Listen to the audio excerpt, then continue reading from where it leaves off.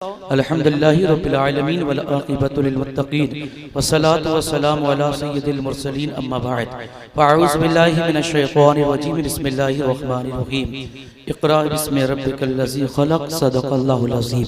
आइए बिला ताख़ीर हम सब मिलकर प्यारे आका सरवरी कोनो मकान इसी बेकसां सरवरी कायनात सल्लल्लाहु अलैहि वसल्लम की बारगाह में दरूद पाक पढ़ लें। अल्लाहुम्मा सल्ली अला सय्यिदना मौलाना मुहम्मद बारिक वसल्लम सल्लु अलैहि सलातु व सलामन अलैका या रसूलल्लाह सल्लल्लाहु तआला अलैहि वसल्लम। कंजुल करामत जबलुल इस्तिकामत आयतुम इनायतिल्लाह मुअज्जिज़ाए रसूलुल्लाह सय्यदी सनदी सरकार आला हज़रत अज़ीमुल बरकत मुजद्दिद दीन व मिल्लत अश-शाह इमाम अहमद रज़ा खान फाज़िल बरेलवी रज़ियल्लाहु तआला अन्हु इरशाद फरमाते हैं, उन्हें जाना उन्हें माना न रखा गैर से काम, लिल्लाहिल हम्द में दुनिया से मुसलमान गया। हजरात, मैं कोई तकरीर करने के लिए या तकरीर की खिताबत के जौहर दिखाने के लिए नहीं, बल्कि इस बारगाह में फैज़ हासिल करने की नियत से पहली बार यहाँ पर हाजिर आया। अल्लाह की बारगाह में दुआ है कि अल्लाह तबारक व तआला हक बोलने, हक सुनने, हक पर अमल करने की तौफीक अता फरमाए। अल्लाह रब्बे कायनात ने कुरान मजीद अल फुरकान हमीद के अंदर इरशाद फरमाया, पढ़ो अपने रब के नाम से जिसने पैदा किया। मेरे अजीज, हम उस मजहब से, उस कौम से ताल्लुक रखते हैं जिसकी स्टार्टिंग, जिसका आगाज, जिसकी शुरुआत, जिसकी इब्तिदा इक़रा से हुई, एजुकेशन से, इल्म से, शिक्षा से हुई है। लेकिन यही पर माजरत के साथ में और अफसोस के साथ कहता हूं कि जिसका आगाज इक़रा से हुआ, इल्म से हुआ, वह आज कौम इल्म के मैदान में सबसे पीछे नजर आती है। जो मुट्ठी भर लोग हैं, जो कौम मुट्ठी भर है, वो आज पूरी दुनिया पर हुकूमत करती नजर आती है। उसकी वजह क्या है? जो इल्म की ताकत रखता है, जो कलम की ताकत रखता है, इज्जत उसी की होती है, हुकूमत उसी की होती है। ये और बात है कि आज हम न दीन का इल्म सीख रहे हैं, न दुनिया का इल्म सीख रहे हैं। हम दोनों मैदान में पीछे हैं। एक सर्वे के अकॉर्डिंग 10 साल पहले सर्वे किया गया था, तो मालूम ये चला था कि मुसलमान 4% इल्म में है बस। ये कौम हमारी, इस कौम के हालात ये हैं।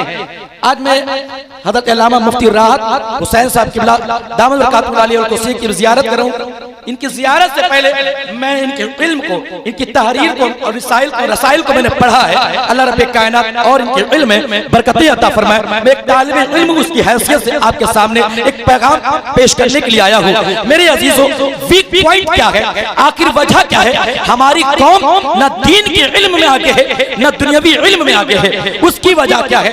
कुछ लोग तो प्लानिंग करते हैं, फ्यूचर प्लानिंग। बस बेसिक बात, एक बात आपकी निगाहों के सामने सिमातों के हवाले करता हूँ।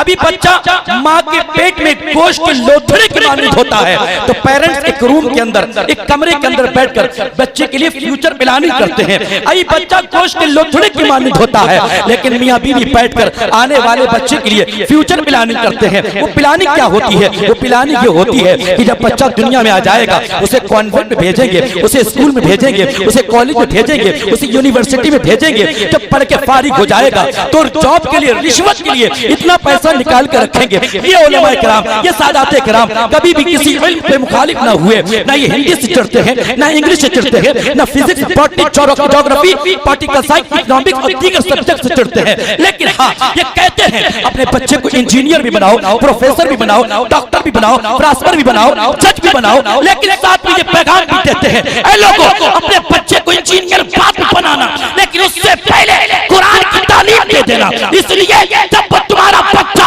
आज इंजीनियर बनकर तैयार हो जाए तो उसे मालूम होना चाहिए, अगर उसे सड़क का ठेका उसने ले लिया, पुल बनाने का उसने ठेका ले लिया, अगर उसने रिश्वत ले ली, उनने माल कमजोर डाल दिया, अगर लोगों की जानें चली गई तो अल्लाह कितना नाराज होगा, हमारे पर अज़ाब कितना नाज़िल होगा, कब्र में कितनी सख्ती होगी, हश्र में कैसी पकड़ होगी। अपने बच्चे को डॉक्टर बनाओ, जरूर डॉक्टर बनाओ, लेकिन उससे पहले अपने बच्चे को आलिम दीन बना दो, हाफिज़ कुरान बना दो, या इतना इल्म दीन सिखा दो कि उसे पता चल जाए कि जो हम इंजेक्शन लगा रहे हैं, ये शिफा इंजेक्शन में नहीं है, हमारा काम इंजेक्शन लगाना है, शिफा देने वाली जात खुदा की हुआ। जरूरत है अपने बच्चे को आलिम दीन भी बनाओ, हाफिज़ कुरान भी बनाओ, और साथ ही साथ में इंजीनियर भी बनाओ, डॉक्टर भी बनाओ। आज हालात ये हो गए हैं कि आज उलमा में और अवाम में गैप हो गया है।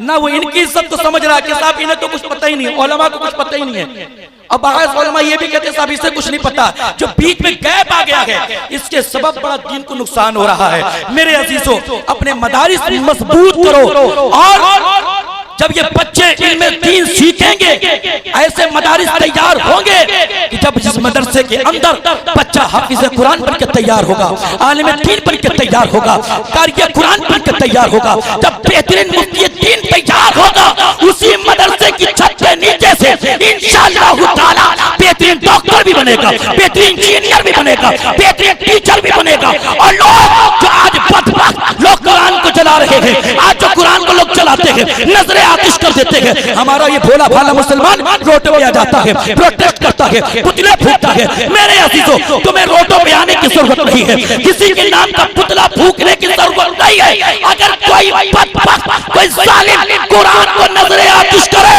तो तुम्हारा प्रोटेस्ट ये होना चाहिए कि ये कुरान चलाए, तुम 4 हाफिज़ कुरान तैयार कर दो। ये प्रोटेस्ट होना चाहिए, ये सबसे अच्छा प्रोटेस्ट होगा। मेरे अजीजों, अपने बच्चों को इल्म दीन भी सिखाओ, इल्म दुनिया भी सिखाओ, तभी एक माहौल अच्छा होगा, हमारा मुल्क भी तरक्की करेगा, हम भी तरक्की करेंगे। अल्लाह रब्बे कायनात हम सबको सही माना में शरीयत मुताहरा के मुताबिक जिंदगी गुजारने की तौफीक रफ़ीक अता फरमाए। अस्सलामु अलैकुम व रहमतुल्लाहि।